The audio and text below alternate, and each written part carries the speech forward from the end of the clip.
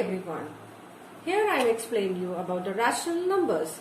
So first of all, I explain you what is rational number. Rational number are those number which is in the form of P by Q, where Q is not equal to 0.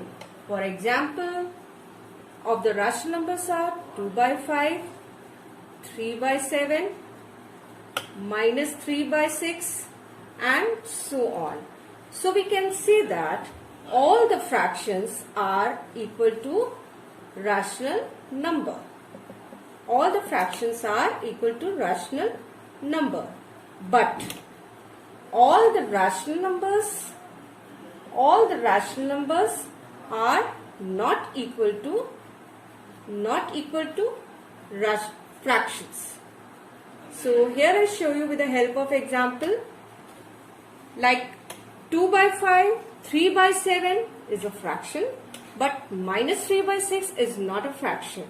And one more thing here I am going to explain you, 2 by 1 or minus 2 by 1 is also a rational number. So we can say that all the integers are a rational number, but all the rational number are not equal to integers. So with the help of this example, I show it here. 2 and minus 2 is an integer which is also a rational number, but rational number like 2 by 6, 3 by 5 is not equal to integer.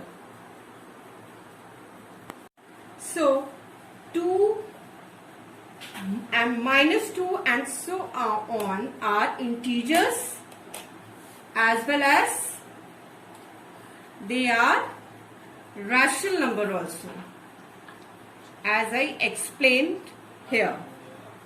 And one more thing, 2 by minus 5 can be written as minus 2 by 5.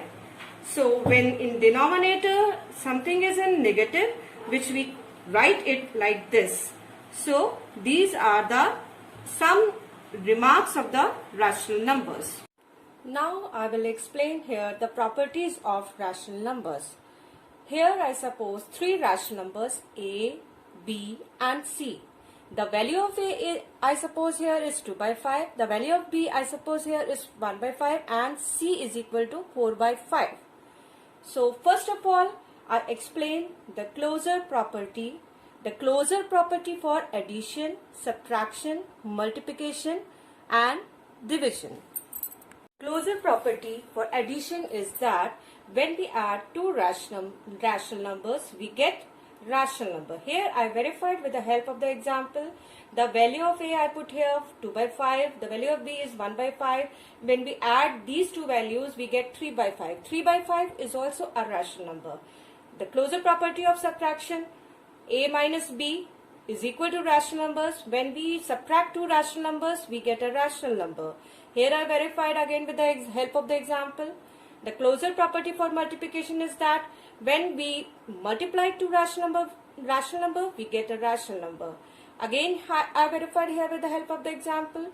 For division, the closure property is also applicable. When we divide two rational numbers, we get a rational number.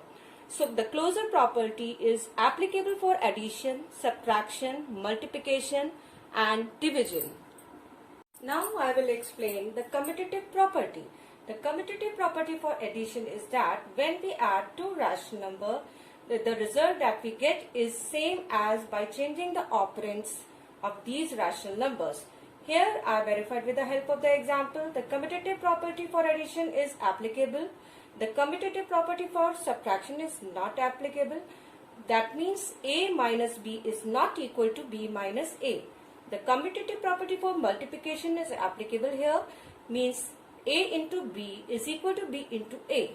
The commutative property for division is not applicable here, means A divided by B is not equal to B divided by A. Now I will explain associative property. The associative property for addition, subtraction, multiplication and division. The associative property is for addition is that means A plus B within a bracket plus C is equal to A plus B plus C within a bracket. It is applicable here. The associative property of subtraction is not applicable. The associative property for multiplication is applicable, and for division it is not applicable. That means associative property is applicable only for addition and multiplication. Now I come here with distributive property.